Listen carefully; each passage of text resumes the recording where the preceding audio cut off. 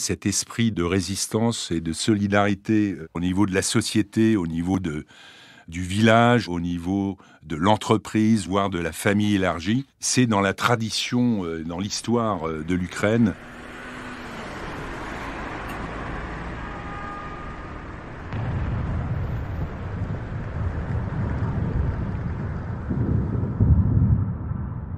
Depuis l'entrée des troupes russes sur le sol ukrainien le 24 février 2022, 5 envoyés spéciaux de la Croix se relaient sur place pour couvrir ce conflit majeur au cœur de l'Europe.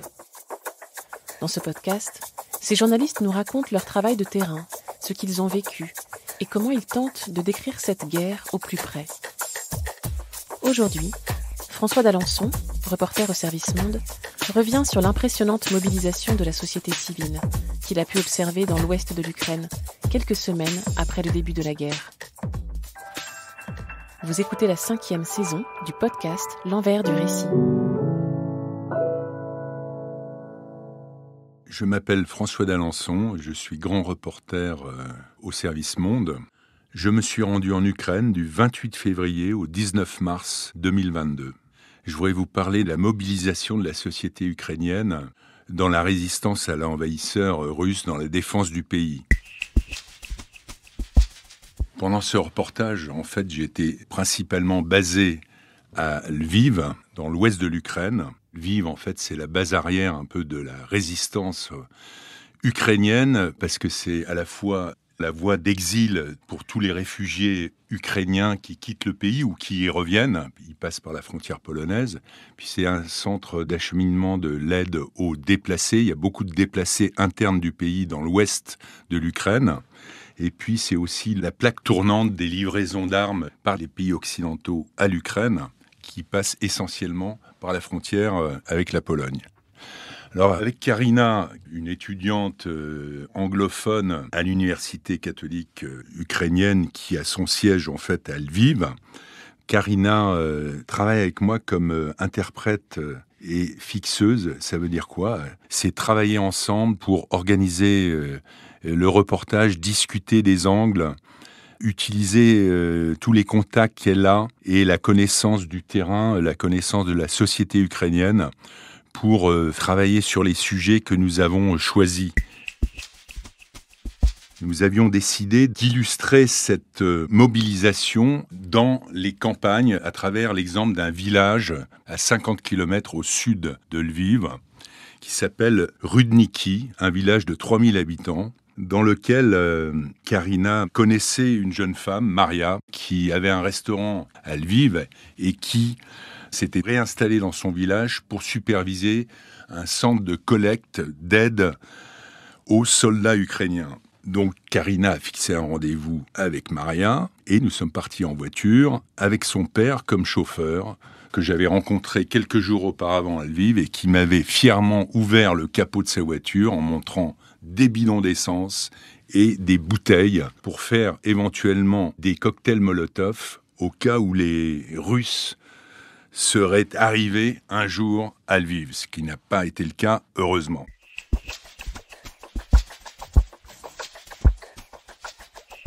Nous arrivons dans ce petit village, c'est un microcosme de l'ouest ukrainien.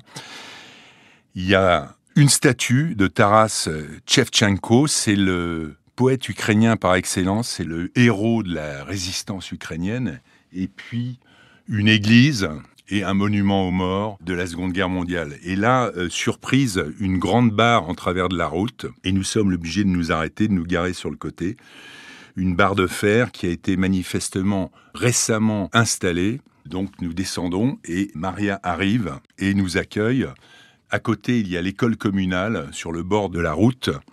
Et cette école communale qui est fermée puisque le conflit a commencé déjà depuis une dizaine de jours.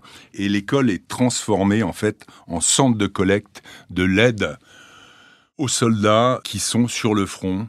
L'aide aux soldats, c'est quoi ? C'est l'aide humanitaire, de l'aide en termes de nourriture éventuellement, mais surtout de l'équipement de base du soldat, le vêtement, les chaussures, le gilet pare-balles, le sac de couchage. Et là, je rencontre le chef de l'administration communale qui se trouve là et qui, lui, a mobilisé une centaine d'hommes pour faire des patrouilles dans la commune, jour et nuit, 24 heures sur 24, pour voir s'il n'y avait pas des activités suspectes, des individus qui n'appartenaient pas à la commune, des étrangers, entre guillemets, qui pourraient espionner. Là-bas, il y a un peu une paranoïa sur ce qu'ils appellent les diversantes, des infiltrés en bon français, déguisés en policiers, en chauffeurs de taxi ou en journalistes, qui pourraient éventuellement collecter des informations pour l'envahisseur russe.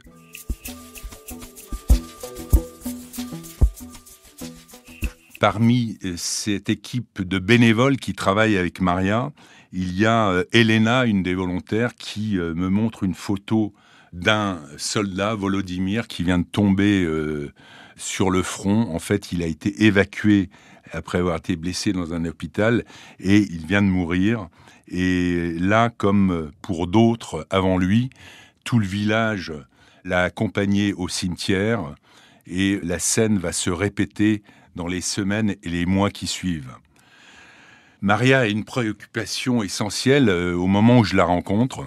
Elle vient en fait de recevoir un appel téléphonique d'un ami qui est sur le front à Mykolaiv. Mykolaiv, c'est un port ukrainien dans le sud-est de l'Ukraine, juste à côté d'Odessa. Et cet ami lui dit « Nous n'avons pas d'appareil de vision nocturne, est-ce que tu pourrais faire quelque chose ?» Et donc Maria se préoccupe de savoir où elle pourrait trouver ces équipements. Et bien évidemment, il n'y en aura pas en Ukraine. Et donc, elle est en train de réfléchir à qui elle pourrait contacter à l'étranger pour faire venir une caisse de ces types d'équipements à la frontière polonaise et aller la chercher. Voilà un peu ce type de mobilisation qui s'est répété un peu dans toute l'Ukraine et qui continue. De retour à Lviv, j'ai voulu quand même avoir un point de vue un peu plus global sur tout ça. J'appelle un de mes contacts à Kiev, c'est Volodymyr Yermolenko, c'est un jeune intellectuel ukrainien qui est rédacteur en chef d'Ukraine World, un site anglophone d'information ukrainien. Je lui raconte un peu notre journée avec Karina, ma traductrice, et Maria, la jeune femme qui supervise cette collecte d'aide pour les soldats. Et il me dit qu'en réalité, cet esprit de résistance et de solidarité au niveau de la société, au niveau du village, au niveau du quartier, au niveau de l'entreprise, voire de la famille élargie. C'est dans la tradition, dans l'histoire de l'Ukraine, ça existait depuis très longtemps, du temps des Cosaques. Et cette mobilisation horizontale, c'est ce qui m'a le plus frappé à ce moment-là, sans attendre les ordres du gouvernement à Kiev ou des gouvernements régionaux.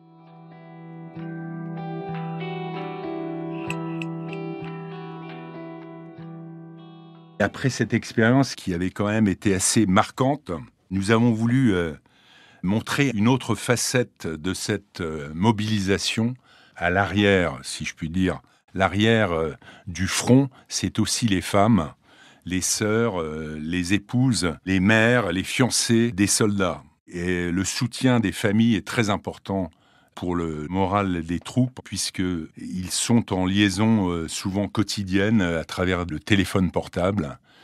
Et c'est capital. Pour en parler, j'ai décidé de me rendre dans une autre ville qui s'appelle Khmelnytskyi, une ville de 275 000 habitants qui est à mi-chemin entre Lviv, à l'ouest du pays, et Kiev, au centre du pays. Pourquoi avoir choisi cette ville ? D'abord, elle était plus proche du front.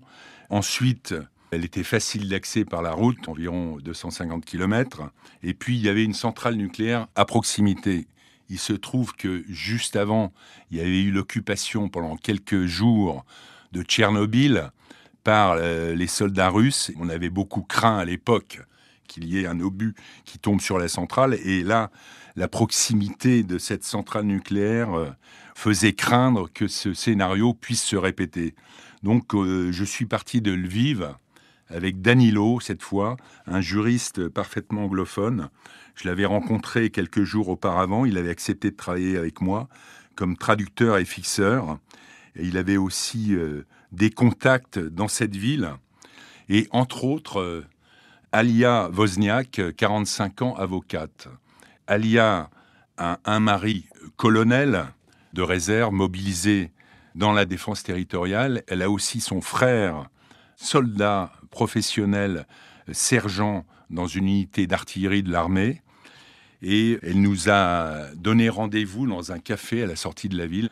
Et immédiatement, la conversation s'engage. Elle raconte sa vie quotidienne qui est faite de beaucoup d'angoisse en réalité au bout du portable, parce que en gros, il y a au minimum 2 appels téléphoniques par jour, l'un de son frère, l'autre de son mari. Donc, pas facile, d'autant plus qu'ils ont une fille de 7 ans qui est à la maison, les écoles sont fermées. Et Alia doit aussi travailler, elle est avocate, elle continue à aller au tribunal. Et tout ça transmet une détermination, une volonté de faire face pour les siens, pour le pays. Et c'est à la fois impressionnant et aussi émouvant parce que c'est une femme très consciente du danger que court son mari, que court son frère, et en même temps très déterminée. C'est déchirant à plus d'un titre pour elle. Pourquoi ? Parce qu'elle est russophone. Elle a fait ses études en Russie, des études universitaires de droit. Et du côté de sa mère, tout le monde habite en Russie. Et tout récemment, elle vient de parler avec un de ses cousins en Russie qui lui dit « L'armée russe est venue pour vous libérer des nazis, tu n'as rien à craindre ». Et bien évidemment, ce mur de la propagande russe les sépare et elle me dit qu'elle a cessé de communiquer avec sa famille en Russie.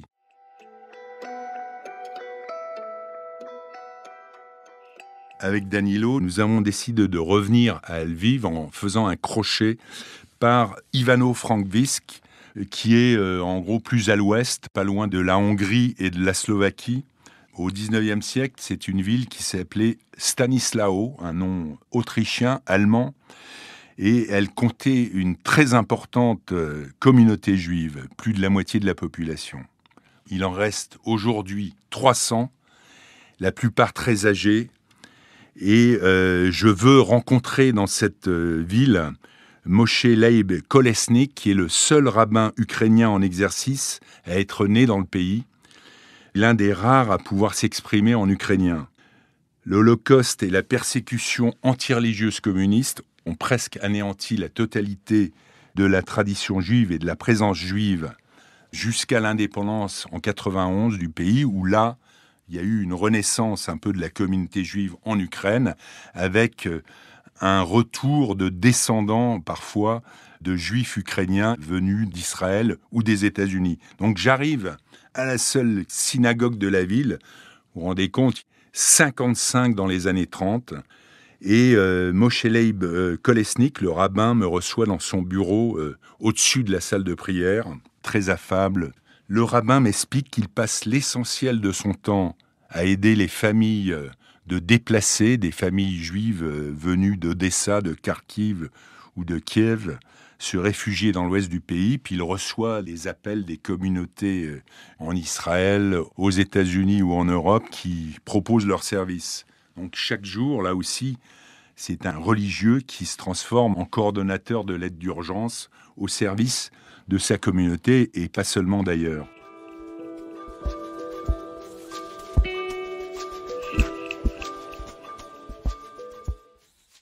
Tous les reportages ont une fin, malheureusement. Alors, quand on quitte un pays en guerre, on a un peu un sentiment de désertion, de quitter le terrain de bataille, même quand un autre journaliste de la rédaction prend le relais. Je ne peux pas m'empêcher de penser que cette guerre au cœur de l'Europe me rappelle le conflit dans l'ex-Yougoslavie dans les années 90. Sauf que là, c'est pas du tout la Serbie de Slobodan Milosevic qui veut garder le pouvoir dans l'ex-Yougoslavie. C'est une grosse puissance, la Russie, qui a le principal arsenal nucléaire du monde et qui fait une guerre coloniale sous protection nucléaire contre une nation en armes qui se défend. Donc, c'est à peu de choses à voir, sauf que c'est au cœur de l'Europe et finalement, ça touche ce que nous sommes, Européens, nous, En tout cas, c'est ce que me disent mes interlocuteurs ukrainiens. Nous nous battons aussi pour vous, pour une certaine liberté, une certaine justice. Malheureusement, toutes les guerres se ressemblent aussi. Et là, Danilo, mon interprète, me dit qu'il redoute qu'elle se transforme en conflit de basse intensité, au mieux qu'elle se termine par une trêve.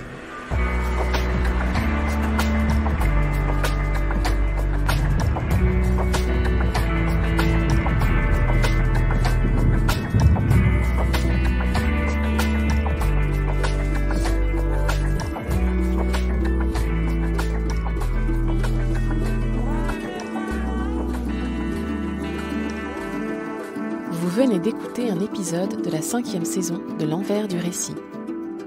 S'il vous a intéressé, n'hésitez pas à le partager et à vous abonner à notre podcast.